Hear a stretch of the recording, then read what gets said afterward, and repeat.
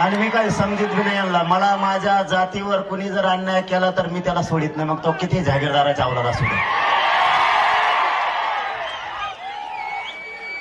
आज सत्ताधारी पक्षातले मला दुसराही प्रश्न विचारला आणखी याच्यात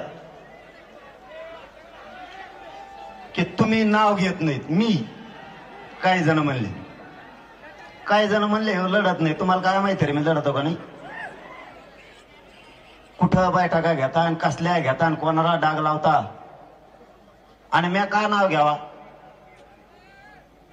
ते सुरेश धस अन्नाच एकटा काफी आहे ना सगळ्याला पुरायला.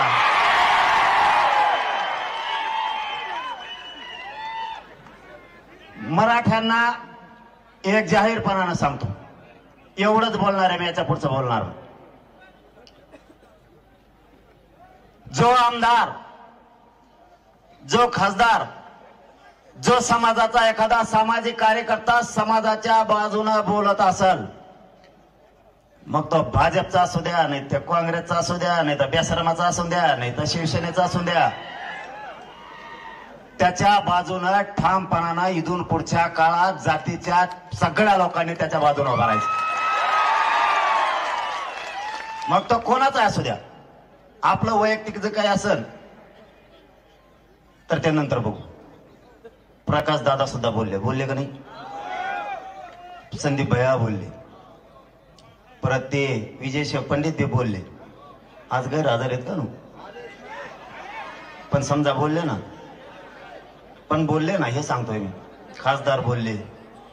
मग पक्षाचं कोणच्या पण असू द्या, मी जाहीरपणानं सांगतो तुम्हाला, त्याच्या पाठीशी समाजाच्या लोकांना उभं राहायचं शिका. जोपर्यंत ते आपल्या बाजूने बोलते तोवर आपण त्याच्या बाजूने. आपल्या सोडून पक्षाचा वडा लागला देते ढकलून. समाजाच्या बाजूने बोलतोय तोपर्यंत समाजाने ठाम त्याच्या पाठीशी उभं राहायचं. आता सत्ताधारी पक्षाचे आमदार होते, मला वाटतं पवार साहेब होते बहुतेक. इथे कागद फक्त बाजूला ठरे. मग ऐकलं पाहिजे तुम्ही काय चाललंय काय नाही. लय घ्या पांगण बरं का. मग काय थोबाड सुटलं कोंकड सुटत असते.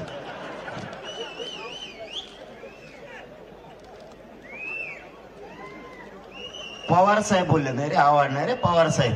आणि माझ्या का पाठ नाही का काय का ते नाव बोलणारे ते बोलले. ते असं म्हणले, आरोपी अटक होस तर माग सरकारणार नाही. सरकारच तुमचं माग कुठं सरकार? सरकार तुमचं सगळं लफडं तुमचं.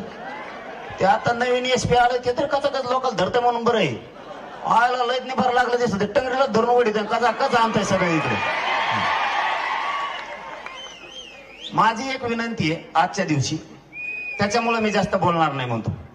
सत्ताधारी पक्षाचे पण ईद आहेत, विरोधीचे पण ईद आहेत. राजे साक्षील हे सुद्धा सत्ताधारी पक्षाचे. पाटील साहेब सुद्धा लयच मोठे हो का. तुम्ही एक काम करा, तुम्हीच मुख्यमंत्र्याकडे जा, त्यांना म्हणा हे लोक जेवढे यादीवर नाव आहेत ते पुऱ्यामध्ये टाका. टेन्शनच मिटलं राव, कशाला मोर्चा काढायचे? मोर्चाच कशाला काढायचे? विरोधी पक्ष बी जा आणि सत्ताधारी पण जा. या बीडच्या मोर्चाच्या वतीनं तुमच्या खांद्यावरती जबाबदारी, जेवढे आमदार गोळा करायचे तेवढे करा, विरोधी पक्षाचे सत्ताधाऱ्याचे, आणि मुख्यमंत्री साहेबाकडे जाऊन बसा आणि त्यांना सांगा जेवढे नावं घेतले ते सगळे अटक करा. त्यांच्या मागचे हाका काय म्हणतात का ती वेगळंच, ती धरा. हाकी नसली ती धरा, कोण काय असेल ते धरा. आणि जाऊ दे 7.5 एकदाच्या मध्ये आला ताण.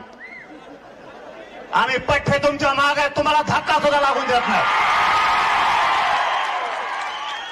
संतोष भैयाच्या त्या लेकीच्या चेहऱ्याकडे बघा. इथं भाषणे ठोकायला नाही आलो आपण. त्या लेकराला दारात बाप दिसत नाही.